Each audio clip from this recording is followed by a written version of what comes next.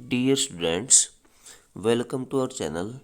Today we will study worksheet number 67, Science Class 9, Lesson कार्य और ऊर्जा और टॉपिक है गतिज ऊर्जा। तो गतिज ऊर्जा इसमें टॉपिक है। जिज्ञासा दीदी गतिज ऊर्जा क्या होती है? ज्ञान पूछता है कि गतिज ऊर्जा क्या होती है। जिज्ञासा दीदी गतिज ऊर्जा क्या होती है? जिज्ञासा बताती है जब एक वस्तु गति करती है तब हम कहते हैं कि उसमें गतिज ऊर्जा है। अतः एक वस्तु यदि विराम अवस्था में है तो उसमें कोई गतिज ऊर्जा नहीं होती। उदाहरण के लिए बहता हुआ जल, लुढ़कता या गिरता पत्थर, चलती हुई कार गतिज ऊर्जा के एग्जाम्पल हैं। गतिज ऊर्जा किसी वस्तु की गति के कारण उसमें उपस्थित ऊर्जा को गतिज ऊर्जा कहा जाता है। ये इसकी परिभाषा है। गतिज ऊर्जा को प्रभावित करने वाले कारक, पहला जो कारक है वो द्रव्यमान है। अधिक द्रव्यमान होगा तो गतिज ऊर्जा भी अधिक होगी। दूसरा कारक है वेग। यदि वेग अधिक है तो गतिज ऊर्जा भी अधिक होगी। गतिज ऊर्जा का गणितीय समीकरण। गतिज ऊर्जा का गणितीय समीकरण, माना किसी वस्तु जिसका द्रव्यमान m है और वेग u है। मान लेते हैं कोई वस्तु है जिसका द्रव्यमान m है और उसका वेग u है, जो u वेग से गति करती है। एक बल F उस पर कार्य करके a त्वरण उत्पन्न करता है। a त्वरण से उसके वेग को v और s दूरी तक विस्थापित कर देता है। त्वरण a है जो वेग को v बना देता है, u से v बना देता है, और s विस्थापन है या s दूरी तक विस्थापित कर देता है। अतः कार्य क्या होगा? W बराबर F गुणा S। F जो कि फोर्स है अथवा बल है, जबकि S विस्थापन है। गति के दूसरे नियम से हम जानते हैं F बराबर m गुणा a होता है। गति का दूसरा नियम हम लगा देते हैं और F के स्थान पर ma रख देते हैं। गति के तीसरे नियम से हम लेते हैं गति के तीसरे समीकरण से। तो तीसरा समीकरण क्या होता है गति का? v² माइनस u² बराबर 2as। यहाँ से s की वैल्यू हम कैलकुलेट कर लेते हैं। तो s की वैल्यू हमारे पास आ जाती है v² minus u² by 2a आ जाता है किसके नीचे? v² माइनस u² के। अब क्या करते हैं, हम s की वैल्यू यहाँ पुट कर देते हैं, इसके अंदर s की वैल्यू रख देते हैं। तो W बराबर आ जाएगा ma गुणा v² minus u² by 2a। अब हमें W बराबर मिल जाएगा 1/2 m into v² minus u²। यदि वस्तु आरंभ में विरामावस्था में है तो u 0 होगा। मान लेते हैं स्टार्टिंग स्टेज ले लेते हैं, और पहली स्टेज में जब वस्तु विराम अवस्था अथवा शिथिल अवस्था में है तब u 0 होगा। तो W की वैल्यू क्या होगी? u 0 हो जाएगा तो W बराबर 1/2 mv² हो जाएगी। किया गया कार्य बराबर ऊर्जा के हो जाएगा। अतः गतिज ऊर्जा को हम ऐसे लिखेंगे, E का मतलब एनर्जी, K का मतलब काइनेटिक एनर्जी। काइनेटिक को हिंदी में हम बोलते हैं गतिज ऊर्जा, काइनेटिक एनर्जी, इसको बोलते हैं गतिज ऊर्जा। तो काइनेटिक का पहला अक्षर ले लिया गया है और ई के इसको लिख दिया गया है। तो ई के बराबर 1/2 mv²। ये गतिज ऊर्जा का समीकरण है। यदि वस्तु विरामावस्था में है तो u 0 है। अतः विरामावस्था में एक वस्तु की गतिज ऊर्जा 0 होती है। यदि कोई वस्तु विराम अवस्था में है या एक स्थान पर खड़ी है तो उसकी गतिज ऊर्जा 0 होगी। आइए एक उदाहरण की सहायता से समझने का प्रयास करते हैं।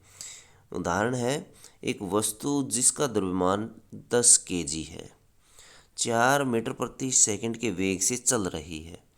इसकी गतिज ऊर्जा ज्ञात कीजिए जो इसमें गति करते समय है। अब देखिए यहाँ दिया गया द्रव्यमान, तो द्रव्यमान हम ले लेते हैं m जो कि 10 केजी है। फिर ले लेते v जो कि 4 मीटर पर सेकंड है। अब गतिज ऊर्जा का सूत्र लगा देते हैं हम, जो हमने समीकरण किया था गतिज ऊर्जा के लिए उसको अप्लाई कर देते हैं। ये वाला समीकरण हम यहाँ लगा देंगे, तो E के बराबर आ जाएगा 1/2 mv²।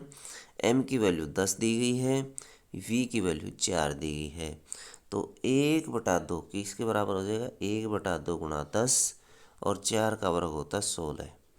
अब 2 से कट जाएगा 8 पे, और 8 की 10 के साथ गुणा करेंगे तो 80 आ जाएगा। और ऊर्जा को हम जूल में मापते हैं तो जे इसके पीछे हम लगा देंगे, तो ये आ जाएगा 80 जूल। दूसरा एग्जाम्पल देखिए, एक कार की गति को 30 किलोमीटर प्रति घंटे से 60 किलोमीटर प्रति घंटे तक ले जाने के लिए आवश्यक बल ज्ञात कीजिए यदि उस कार का द्रव्यमान 1500 केजी है। अब द्रव्यमान जो दिया गया है वो 1500 केजी दिया गया है। u बराबर हम ले लेते हैं, u प्रारंभिक जो चाल है वो 30 किलोमीटर प्रति घंटा दी गई है। अब ये दिया गया है किलोमीटर प्रति घंटा, इसको हम परिवर्तित कर लेंगे मीटर प्रति सेकंड में 5/18 से गुणा करके। किलोमीटर प्रति घंटा को जब हम मीटर प्रति सेकंड में परिवर्तित करते हैं तो उसको गुणा कर दिया जाता है कितने से, 5/18 से। तो 5/18 से गुणा करने पर हमें प्राप्त होता है 25/3 मीटर प्रति सेकंड। इसी तरह से अंतिम जो चाल है वो 60 किलोमीटर प्रति घंटा है, इसको परिवर्तित करते हैं तो हमें 50/3 मीटर प्रति सेकंड प्राप्त हो जाता है। अब हम फॉर्मूला अप्लाई करते हैं, ये वाला फॉर्मूला अप्लाई करते हैं, और इधर देखिए यहाँ पर किया गया कार्य है गतिज ऊर्जा में परिवर्तन, अंतिम गतिज ऊर्जा माइनस प्रारंभिक गतिज ऊर्जा 1/2, W बराबर 1/2 m 1500 है, और अंतिम चाल 50/3 का वर्ग माइनस प्रारंभिक चाल 25/3 का वर्ग।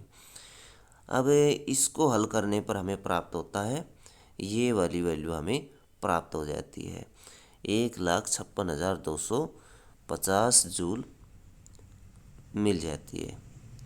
तो इस तरह से आप इसको हल कर सकते हैं। अब देखिए इससे संबंधित कुछ क्वेश्चन दिए गए हैं। पहला क्वेश्चन है गतिज ऊर्जा को परिभाषित कीजिए, इसका सूत्र भी लिखिए। तो इसकी परिभाषा दी गई है, यहाँ से आप परिभाषा लिख सकते हैं, ये वाली परिभाषा है। तो किसी वस्तु की गति के कारण जो ऊर्जा उसमें उपस्थित होती है उसे गतिज ऊर्जा कहते हैं। तो इसका समीकरण जो है वो ये दिया गया है, ये वाला कंसेप्ट आप पूरा राइट करेंगे इसके अंदर, यहाँ तक ये दिया गया है नीचे तक। तो ये इसका सूत्र परिकलित किया गया है, ये पूरे के पूरा आप इसमें राइट करेंगे। क्वेश्चन नंबर 2 है, एक गैराज में खड़ी कार की गतिज ऊर्जा कितनी होगी, 0 होगी। गैराज में खड़ी है और जब कोई वस्तु विरामावस्था में होती है तो उसकी गतिज ऊर्जा 0 होती है। क्वेश्चन नंबर 3, गतिज ऊर्जा किन कारकों पर निर्भर करती है। तो ये जो है 2 कारकों पर निर्भर करती है, द्रव्यमान कारक ए, कारक बी वेग, इन दोनों पर निर्भर करती है। क्वेश्चन नंबर 4 है, 5 मीटर प्रति सेकंड से गति करती हुई एक वस्तु जिसका द्रव्यमान m है, उसकी गतिज ऊर्जा 25 जूल दी गई है। यदि वेग को दोगुना कर दिया जाए तो गतिज ऊर्जा कितनी होगी। क्या करते हम पहले द्रव्यमान निकाल लेते हैं। यहाँ देखिए ये दी गई है v बराबर 5 मीटर प्रति सेकंड है, और गतिज ऊर्जा दी गई है ई के दी गई है 25 जूल। हम फॉर्मूला अप्लाई कर लेते हैं। ई के बराबर 1/2 mv स्क्वेयर। तो ई ये दी गई है 25 ई की, और 1/2 m ऐसे का ऐसा रख लेते हैं, और 5 का हम वर्ग कर लेते हैं, 5 का स्क्वेयर। अब क्या करते हैं, 1/2 m, यहाँ देखिए 1/2 m गुणा 5 का वर्ग करते हैं, 25 हमें प्राप्त होता है। और दूसरी तरफ क्या है, 25 है, तो इस 25 से इस 25 को काट देते हैं, उस तरफ 1 बच जाता है। m बराबर 2 दूसरी तरफ चला जाता है, 1 के साथ गुणा हो जाता है, और m बराबर 2 kg आ जाता है, 2 kg। अब m बराबर 2 kg का प्रयोग करके हम गतिज ऊर्जा ज्ञात करेंगे। तो इसको आप वीडियो को रोक करके नोट कर सकते हैं। और आगे का जो स्टेप है, ये क्वेश्चन नंबर 4 है। आगे का स्टेप है वो देखिए, हम m को ऐसे कैसा लिख लेते हैं। m बराबर हमारे पास आया था 2 kg, m 2 kg आया था, 2 kg हम राइट कर लेते हैं, m बराबर 2 kg। अब इन्होंने कहा कि गतिज ऊर्जा यदि वेग को 2 गुना कर दिया जाए, वेग यदि 2v कर दिया जाए, तो एनर्जी बताइए, गतिज ऊर्जा ई के फाइंड आउट करिए। तो ई के लिए हम फॉर्मूला लगा देते हैं, 1/2 m हमारे पास 2 है, तो 2 रख देते हैं, और v हमारे पास 2v है, तो इसको हम कर देते हैं डबल। तो 1/2, ये 2 से 2 कैंसिल हो गया, तो हमारे पास ई के क्या आई, ई के जो है वो आई 2 दूनी 4 v स्क्वेयर, 4 v स्क्वेयर गतिज ऊर्जा आती है। तो ये इसका आंसर आ जाएगा। नेक्स्ट क्वेश्चन देखेंगे, क्वेश्चन नंबर 5। इसमें क्या है, एक बल 20 किलोग्राम द्रव्यमान की एक वस्तु के वेग को 5 मीटर प्रति सेकंड से 2 मीटर प्रति सेकंड कर देता है। बल द्वारा किया गया कार्य ज्ञात करें। देखिए क्या दिया गया है, इसमें द्रव्यमान दिया गया है जो कि 20 kg है, और अंतिम वेग दिया गया है, प्रारंभिक वेग दिया गया है। तो हम राइट कर लेते हैं m बराबर 20 kg। फिर लिख लेते हैं u और v। u क्या है, एक वस्तु के वेग को 5 से 2 मीटर प्रति सेकंड कर देता है, 5 से करेगा 2 मीटर प्रति सेकंड।